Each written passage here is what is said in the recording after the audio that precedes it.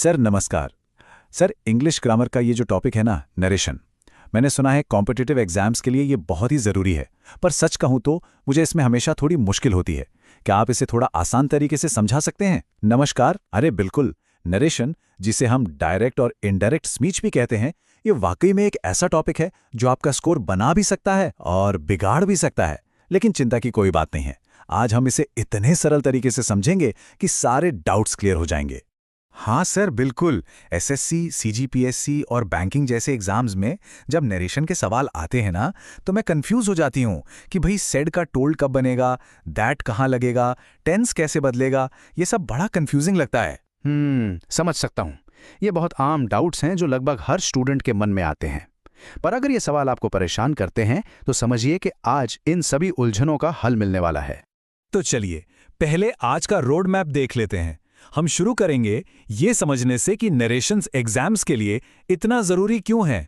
फिर देखेंगे डायरेक्ट और इनडायरेक्ट स्पीच में आखिर फर्क क्या है, और फिर वो 3 मेन रूल सीखेंगे जो हर सवाल को हल करने की चाबी हैं। और सर, क्या हम अलग अलग तरह के सेंटेंसेस को बदलना भी सीखेंगे? हाँ बिल्कुल, हम अलग अलग तरह के वाक्यों को हैंडल करना सीखेंगे, एक बहुत जरूरी एक्सेप्शन रूल को समझेंगे, और आखिर में कुछ बढ़िया एग्जाम हैक्स पर भी बात करेंगे। ठीक है सर, तो मेरा पहला सवाल यही है कि आखिर हमें इस टॉपिक पर इतनी मेहनत करने की जरूरत क्या है? ये बहुत अच्छा सवाल है। देखो, नरेशन सिर्फ ग्रामर का एक नियम नहीं है। ये असल में आपकी लैंग्वेज की समझ को टेस्ट करता है कि आप किसी की कही बात को अपने शब्दों में कितनी एक्यूरेसी से बता सकते हैं, और एग्जाम्स में इस एक टॉपिक पर अच्छी पकड़ आपको बाकी लोगों से बहुत आगे ले जा सकती है। तो चलो सबसे पहले शुरू करते हैं डायरेक्ट स्पीच से। देखो, जैसा नाम से ही पता चल रहा है, इसमें हम किसी की कही हुई बात को हूबहू बिना कोई बदलाव किए वैसा का वैसा बताते हैं, और इसकी सबसे बड़ी पहचान है ये कोटेशन मार्क्स। Quotation marks. अच्छा सर, ये कोटेशन मार्क्स क्यों लगाते हैं? इनका क्या काम है? देखो, ये लगाना बहुत जरूरी है। ये कोटेशन मार्क्स हमें बताते हैं कि ये शब्द सीधे स्पीकर के मुंह से निकले हैं। इनमें हमारा अपना एक भी शब्द नहीं जोड़ा गया है। जैसे इस उदाहरण में देखो, राम ने जो कहा ठीक वही लिखा है, आई एम टायर्ड। अब आते हैं इनडायरेक्ट स्पीच पर। यहां कहानी थोड़ी अलग है। इसमें हम स्पीकर की बात का मतलब या उसका सार अपने शब्दों में बताते हैं। मतलब मेन मैसेज तो वही रहता है, पर शब्द हमारे होते हैं। अच्छा, तो इसका मतलब है कि इसमें कोटेशन मार्क्स नहीं लगते होंगे? बिल्कुल सही पकड़ा।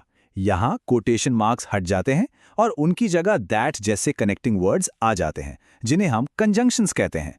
जैसे यहां देखो, Ram said that he was tired. यहां हम बस ये बता रहे हैं कि राम ने क्या कहा था। चलो इस बदलाव को साइड बाय साइड रखकर देखते हैं ताकि ये और भी क्लियर हो जाए। डायरेक्ट स्पीच में है she said I will come tomorrow, और इनडायरेक्ट में ये बन गया she said that she would come the next day.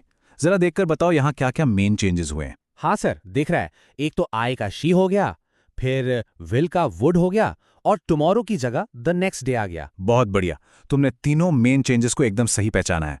बस इन्हीं बदलावों को हमें डिटेल्स में सीखना है।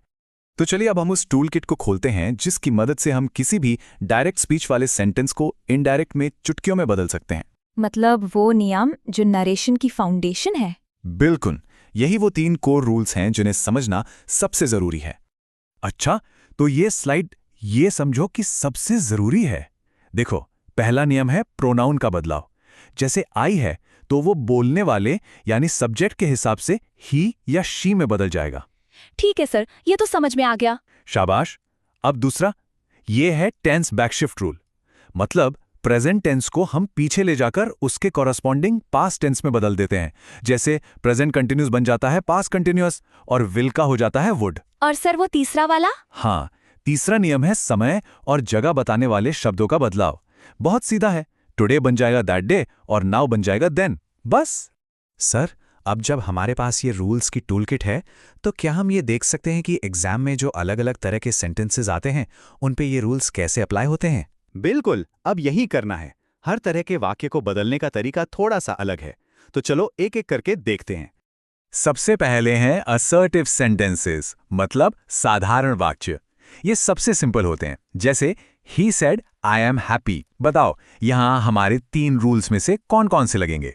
सर, यहाँ प्रोनाउन आई का ही हो जाएगा, और टेंस एम का was हो जाएगा और that लगाकर दोनों को जोड़ देंगे। एकदम सही। तो इनडायरेक्ट क्या बना? He said that he was happy। Perfect. अब आते हैं इंटेरोगेटिव सेंटेंसेस यानी सवालों पर।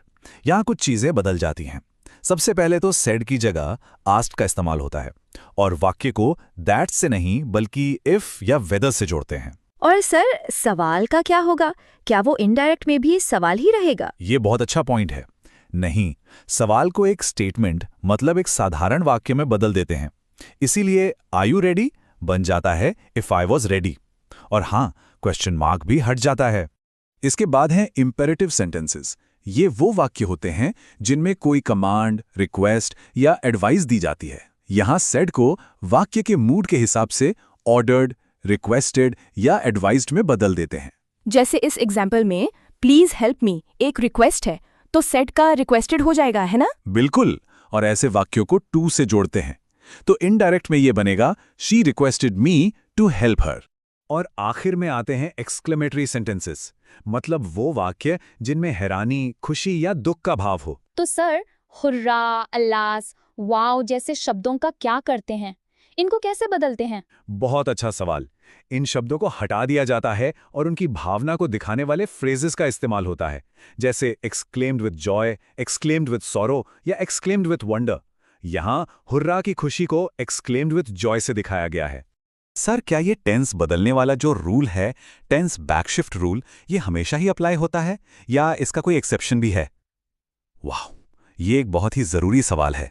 हाँ, एक ऐसी सिचुएशन है जहां ये रूल अप्लाई नहीं होता।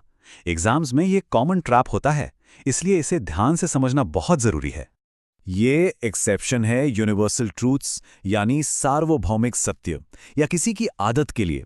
अगर डायरेक्ट स्पीच में कोई ऐसी बात कही गई है जो हमेशा सच रहती है, जैसे the sun rises in the east, तो इनडायरेक्ट स्पीच बनाते समय उसका टेंस नहीं बदलता। मतलब राइजेस का रोज नहीं करेंगे, वो राइजेस ही रहेगा। बिल्कुल सही, क्योंकि सूरज कल भी पूरब से उगता था, आज भी उगता है और कल भी उगेगा।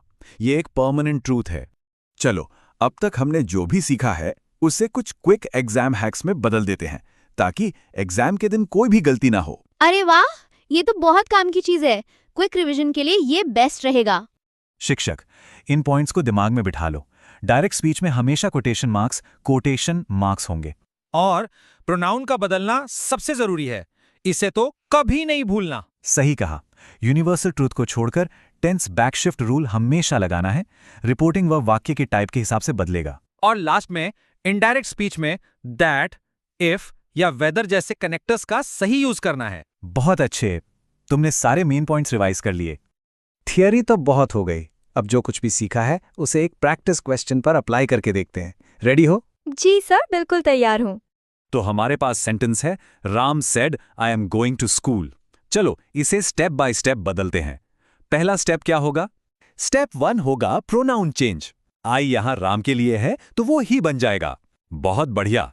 और स्टेप 2 है tense change. I am going present continuous है तो वो पास्ट कंटिन्यूअस यानी वॉज गोइंग में बदल जाएगा। तो हमारा फाइनल आंसर क्या बना? फाइनल आंसर है Ram said that he was going to school. देखा, जब रूल्स क्लियर हों तो ये कितना आसान हो जाता है। तो हमने डायरेक्ट और इनडायरेक्ट स्पीच के बेसिक्स से लेके एग्जाम हैक्स तक सब कुछ कवर कर लिया है। हाँ सर, अब ऐसा लग रहा है कि स्ट्रक्चर्ड तरीके से सीखने के बाद नरेशन का डर काफी हद तक खत्म हो गया है। अब बस प्रैक्टिस करनी है। बिल्कुल सही प्रैक्टिस के साथ अब नरेशन का कोई भी सवाल हल किया जा सकता है। बस इन रूल्स को हमेशा ध्यान में रखना।